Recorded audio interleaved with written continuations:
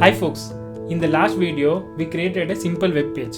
In this video we'll understand how the browser renders this web page. Let's get on to the video.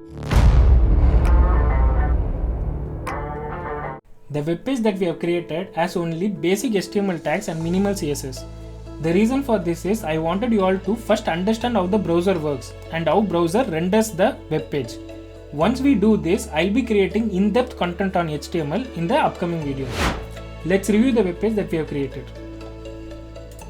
Here we have the head section. Style we have given as the internal style sheet, and we have created some basic content. Let's see how it looks in the browser. So this is how the content looks in the browser. Let's first do one thing. Let's remove this internal style sheet and move it to the external style sheet. Let's create a new file called style.css. CSS is the extension for the style sheets. And let's paste it in the style sheet. Now we've created a separate style sheet. Now we need to refer that style sheet in the HTML page. We can do that by using the link tag. Now we need to tell the relationship. It's the style sheet. And we need to tell href. Href is nothing but the location in where the file is located. So this is the location.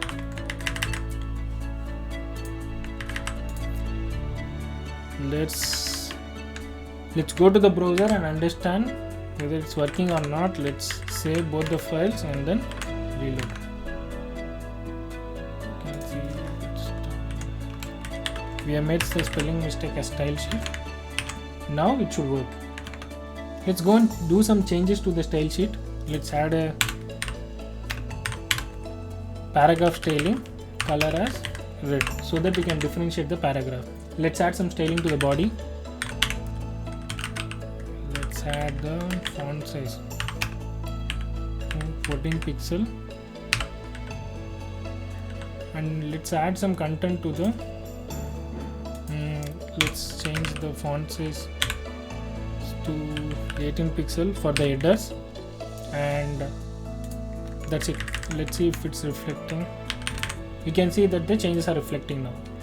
Whenever we load this page, we are getting two contents. One is the HTML page, the other one is the CSS page. Let's understand how the browser renders this. First, let's see the HTML page. Whenever we get the HTML page, the browser parses the HTML content to the DOM tree. This is the same content that we have created in the HTML page, but this is converted to a tree structure. Here you have the HTML, here you have the body, here the head, meta tag, title tag, h1, p and div. So this is the same thing that we have created. If you go to the HTML page, you can see this is the root, that is the HTML, is the head here, and this is the body. And inside the body we have h1, p and div.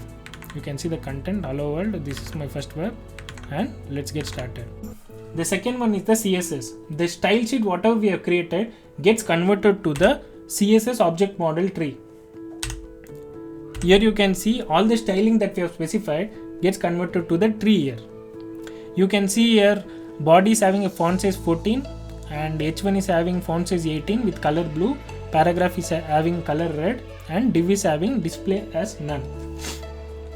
Now we have the DOM tree and the CSS object model tree. How the browser merges these both together? It's by using the render tree. By using the render tree, it converts both the DOM tree and the CSS object model tree. You can see here it just merges the content and the styling. If we give a display as none, render tree will never consider it. It will have the content only which needs to be displayed to the browser. It will never have contents like title, head and other content which should not be displayed to the browser. After the render tree, we have the layout phase, where the position of the element, the width, the height and other attributes will be computed, and finally we'll go to the paint phase, where the content will be painted to the browser. So this is how the browser works, and this is how the browser renders the content of the web page. In the next video, we'll see how the web works. Whenever we type the URL, how it fetches the data from the server, how the client server connection is established. All these things we'll be seeing in the next video.